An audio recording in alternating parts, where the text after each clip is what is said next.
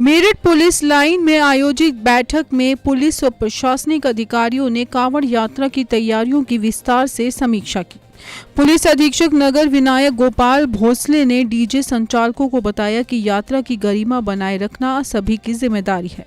उन्होंने कहा कि डीजे वाहनों का आकार नियंत्रित रखने का उद्देश्य सुरक्षा व्यवस्था और यातायात संचालन को सुचारू बनाना है।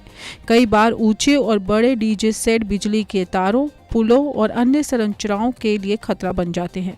इसी कारण से इस बार ऊंचाई 12 फीट और चौड़ाई 10 फीट की सीमा तय की गई है। बैठक में अधिकारियों ने डीजे संचालकों को स्पष्ट चेतावनी दी है कि यात्रा के दौरान ध्वनि की तीव्रता निर्धारित मानकों के भीतर रखनी होगी। अत्यधिक तेज आवाज वाले साउंड सिस्टम पर निगरानी रखी जाएगी और नियम तोड़ने वालों के खिलाफ तत्काल कार्रवाई होगी। पुलिस ने कहा कि तेज ध्वनि से स्थानीय लोगों, मरीजों, बुजुर्गों और अन्य यात्रियों को परेशानी होती है। इसके अलावा सुरक्षा बलों के संचार और आपातकालीन व्यवस्थाओं पर भी असर पड़ सकता है। इसलिए सभी संचालकों को निर्देश दिया गया कि वे प्रशासन द्वारा तय ध्वनि सीमा का सख्ती से पालन करें और सहयोगात्मक रवैया अपनाएं। अधिकारियों ने स्पष्ट निर्देश दिया कि डीजे पर केवल मर्यादित और धार्मिक भावनाओं के अनुरूप गीत ही बजाए जाएं। ऐसे गाने जिनसे किसी समुदाय, धर्म या सामाजिक वर्ग की भावनाएं आहत हो सकती हैं, उन्हें पूरी तरह प्रतिबंध माना जाएगा। प्रशासन का मानना है कि कांवड़ यात्रा आस्था और श्रद्धा का पर्व है, इसलिए इसकी पवित्रता बनाए रखना सभी की सामूहिक जिम्मेदारी है। पुलिस ने संचालकों से कहा कि वे गीतों का चयन पूरी सावधानी से करें और किसी भी प्रकार की विवादित या भड़काऊ सामग्री को अपने सिस्टम में शामिल न करें, ताकि यात्रा सौहार्दपूर्ण वातावरण में संपन्न हो सके। मेरठ पुलिस ने डीजे संचालकों को यातायात व्यवस्था और प्रशासनिक समन्वय को लेकर भी सख्त निर्देश दिए हैं। अधिकारियों ने कहा कि डीजे वाहन सड़क के बीच खड़े होकर भीड़ इकट्ठा नहीं करेंगे और केवल निर्धारित कांवड़ मार्गों पर ही संचालित होंगे।